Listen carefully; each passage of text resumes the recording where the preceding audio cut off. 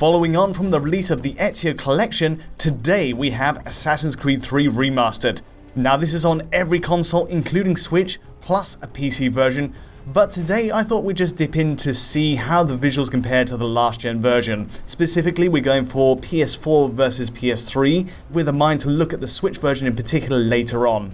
So Assassin's Creed 3, it's the 5th game in the series, and well, I remember covering this all those years ago as a face-off before we really started doing voiceovers on videos, and boy, it takes a long time to get going. There's a whole maybe 1-2 hour stretch before the tutorials are over, so you'll have to bear with me on this one. I did only do a kind of quick sample just to get to Boston and then have a look around there.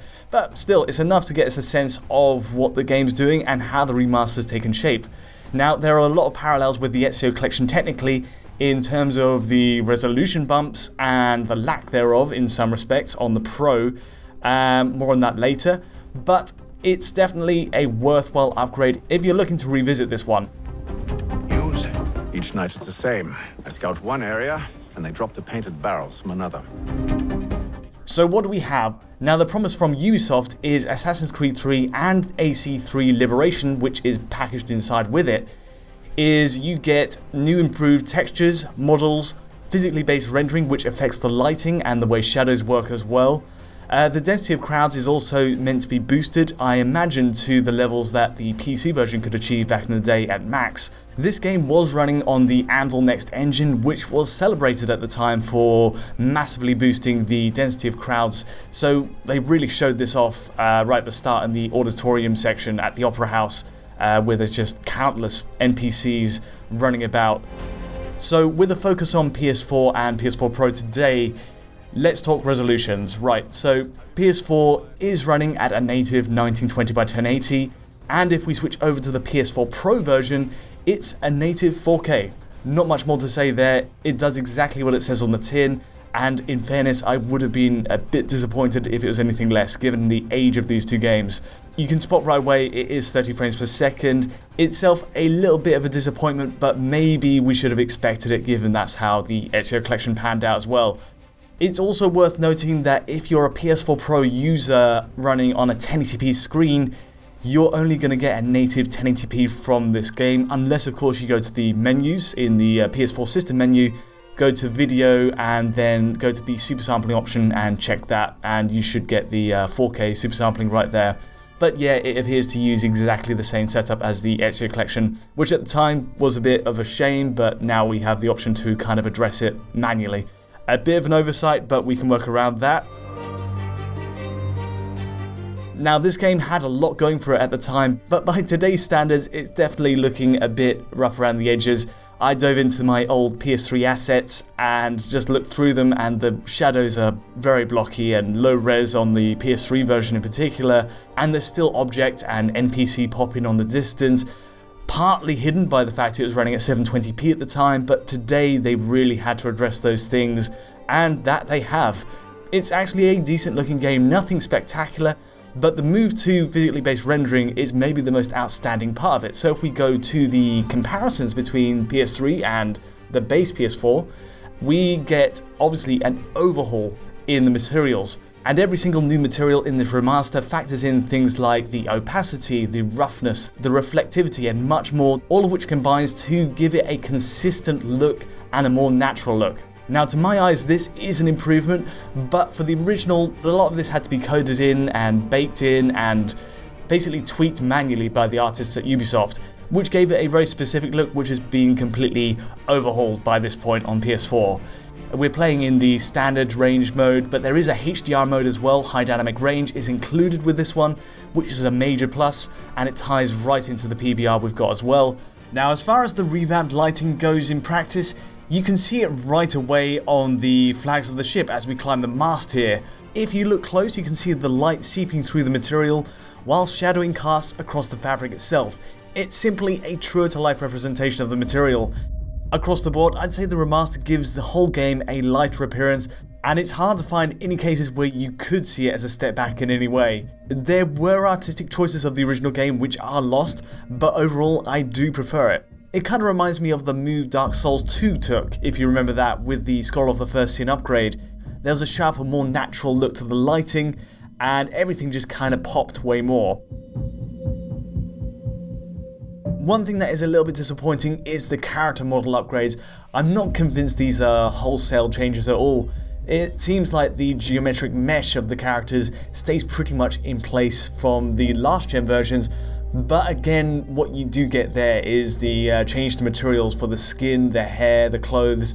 A lot of these elements are swapped around to fit in with the new lighting. So really there's not much change there, and the same goes for the objects across the world. The overall framework of the game is in place, it's just the layer over the top that's replaced.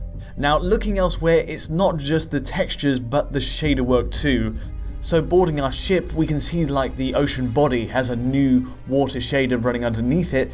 It keeps the reflectivity aspect going, so you can see the entire ship reflected there. It's a subtler look than it was on last gen, but it is accurately mirrored there. Another aspect that I was keen to look out for is that change in player density, the number of NPCs that could appear on screen. From what I've seen running through the Boston Harbour, there is some variability here in terms of, how many NPCs really appear, where they appear. But from an eye test, I think you'll agree that there's not actually too much between them if you're looking at PS3 versus PS4. It may be the case later on the difference will be more stark in some areas, but it already was pretty high in the original, even on last gen. It was actually quite impressive it got away with as many characters as it did, especially in that Opera House area. So overall there is a promise of change, but so far I don't really see much of a difference here. So overall, I'm not sure they could have gotten away with just taking the PS3 version and just bumping up the res. They really had to go this extra mile. And while you could hardly expect it match the standards of more modern Assassin's Creed games, you're still getting an eye-catching rendition of the game as you might remember it rather than actually how it was. Now with the comparison between the base PS4 and PS4 Pro, there's not much between them besides the res. It is just a straight 1080p to 4K bump there. There's no high-res textures or anything like that to support the 4K resolution either. Indeed, this game comes to 65GB regardless of console, which in itself is a massive increase over the 11GB we had on PS3, but of course that is partly down to the fact it does include AC3 Liberation in there as well.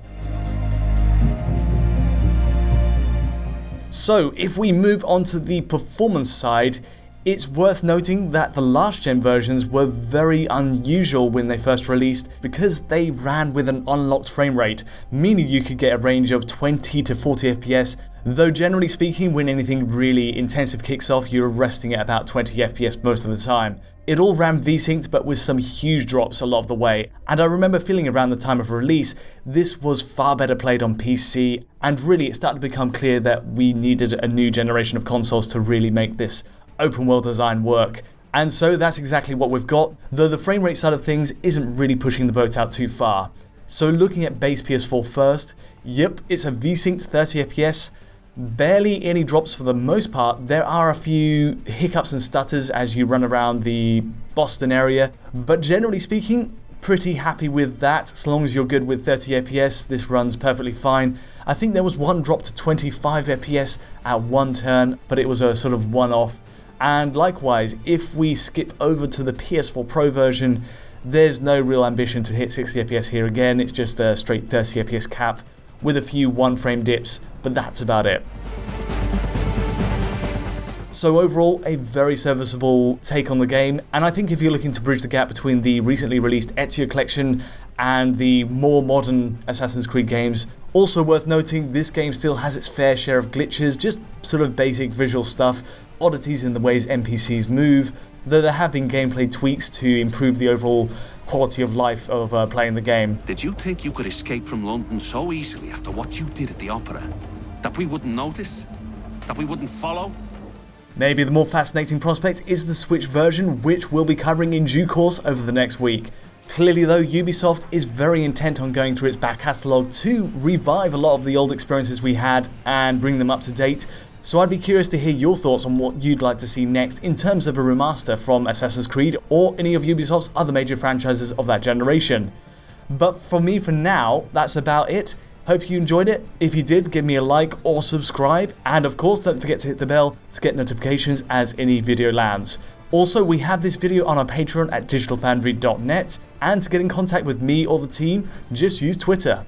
But from me for now, thanks for watching.